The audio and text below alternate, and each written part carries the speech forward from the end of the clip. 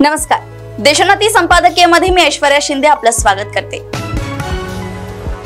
विधानसभा निवडणुकीपूर्वी महाराष्ट्रात राष्ट्रपती राजवट लागू करण्याच्या हालचाली सुरू असल्याचे विधान महाराष्ट्राचे माजी मुख्यमंत्री आणि ज्येष्ठ काँग्रेस नेते पृथ्वीराज चव्हाण यांनी केले आहे। पृथ्वीराज चव्हाण हे एक संयत नेते म्हणून ओळखले जातात। आज काहीतरी बोलायचे म्हणून बोलणाऱ्यांपैकी ते नाही। त्यांच्या वक्तव्यामागे काहीतरी आधार असण्याची शक्यता आहे। महाराष्ट्रातील सध्याची राजकीय परिस्थिती अतिशय अस्थिर आहे। सत्ताधारी महायुतीत फारसा समन्वय दिसत नाही। भाजप आणि शिंदे सेनेचे काही नेते वारंवार अजित पवारांच्या पक्षावर टीका करत आहेत। अजित पवारांना सोबत घेऊन मोठी चूक झाली असा या नेत्यांच्या बोलण्याचा सूर दिसतो। अजित पवारांनीही त्यावर प्रतिक्रिया देत भाजप शिंदे सेनेच्या वरिष्ठ नेत्यांनी आपल्या नेत्यांना कार्यकर्त्यांना समज द्यावी, अन्यथा आमच्या पक्षाचे कार्यकर्ते आक्रमक झाल्यास त्यांना आवरणे कठीण जाईल असा इशारा दिलाय।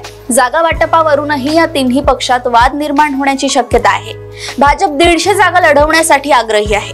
अजित पवारांना केवळ 60 जागा दिल्या जातील अशी चर्चा आहे।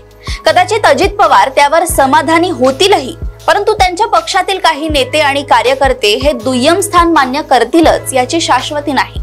लाडकी बहीण योजनेचा शुभारंभ मोठ्या गाजावाजात झाला, त्यावेळी महायुतीला वातावरण अनुकूल होत आहे असे चित्र निर्माण झाले होते। परंतु बदलापूरची घटना घडली आणि विरोधकांच्या हाती आयते कोलीत लागले। ते कमी की काय म्हणून मालवणमध्ये छत्रपती शिवाजी महाराजांचा पुतळा कोसळला। त्यावर तत्काळ माफी मागण्याऐवजी सत्ताधाऱ्यांनी ही नैसर्गिक घटना असल्याची सबब पुढे केली। वाऱ्याचा वेग अतिशय जास्त असल्यामुळे पुतळा कोसळल्याचे सांगण्यात आले। शिक्षण मंत्री केसरकरांनी तर अधिक भव्य पुतळा उभा राहावा यासाठी महाराजांनीच हे संकेत दिल्याचे धक्कादायक विधान केले। त्यानंतर पंतप्रधान महाराष्ट्रात आल्यानंतर त्यांनी जाहीर क्षमा याचना केली खरी, परंतु तोवर बराच उशीर झाला होता। विरोधकांनी अतिशय आक्रमकपणे या सगळ्या मुद्द्यांचा वापर करत महायुती सरकारच्या विरोधात वातावरण तापवले। त्यामुळे महायुती सरकार बॅकफूटवर गेल्याचे दिसले। लाडकी बहीण योजनेची सगळी पुण्याई या 2 घटनांनी धुवून काढली। महायुती सरकारवर लोकांचा रोष वाढत आहे असे दिसू लागल्यानेच कदाचित हे सरकार बरखास्त करून राज्यात राष्ट्रपती राजवट लागू करण्याची खेळी केली जाऊ शकते। सरकार सत्तेत नसल्यामुळे लोकांच्या रोषाची तीव्रता कमी होऊ शकते।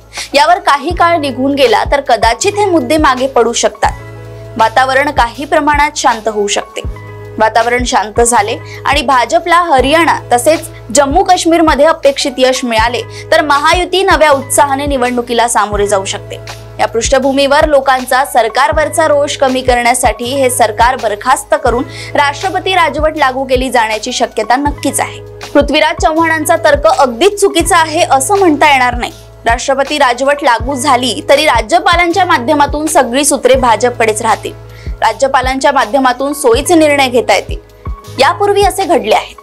पृथ्वीराज चव्हाण मुख्यमंत्री असताना त्यावेळी निवडणुकीच्या तोंडावर राष्ट्रवादी काँग्रेसने सरकारचा पाठिंबा काढून घेतला होता। त्यामुळे राज्यात राष्ट्रपती राजवट लागू झाली होती आणि त्याचा फायदा भाजपला झाला आणि भाजपकडे सत्ता आली। यावेळी असलेली सत्ता टिकवण्यासाठी राष्ट्रपती राजवटीचा वापर केला जाऊ शकतो। अर्थात हा निर्णय तितका सोपा नक्कीच नाही, कारण राष्ट्रपती राजवट लागू झालीच तर सध्या सत्तेत असलेल्या शिंदे सेना आणि अजित पवारांच्या राष्ट्रवादी काँग्रेसच्या हाती काहीच राहणार नाही। सगळे सूत्रे भाजपकडे जातील आणि भाजपचे नेते ठरवतील तेच निर्णय घेतले जातील। त्यामुळे संभाव्य राष्ट्रपती राजवटीला मुख्यमंत्री शिंदे आणि अजित पवारांचा ठाम विरोधच आहे। त्यामुळे सरकार बरखास्तीचा प्रस्ताव हे दोन्ही नेते स्वीकारणार नाही। भाजपने अधिकच ताणून धरले तर प्रसंगी हे दोन्ही नेते टोकाची भूमिका देखील घेऊ शकतात।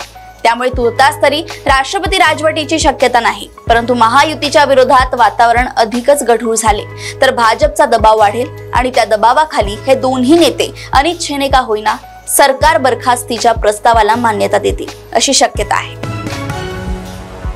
अशाच घडामोडी व अपडेट सोबत पुन्हा भेटूया देशोन्नती संपादकीयमध्ये। बघत रहा देशोन्नती। नमस्कार। ठळक घडामोडींसाठी देशोन्नती न्यूज चॅनलला सबस्क्राइब करा आणि बेल आयकॉन प्रेस करा।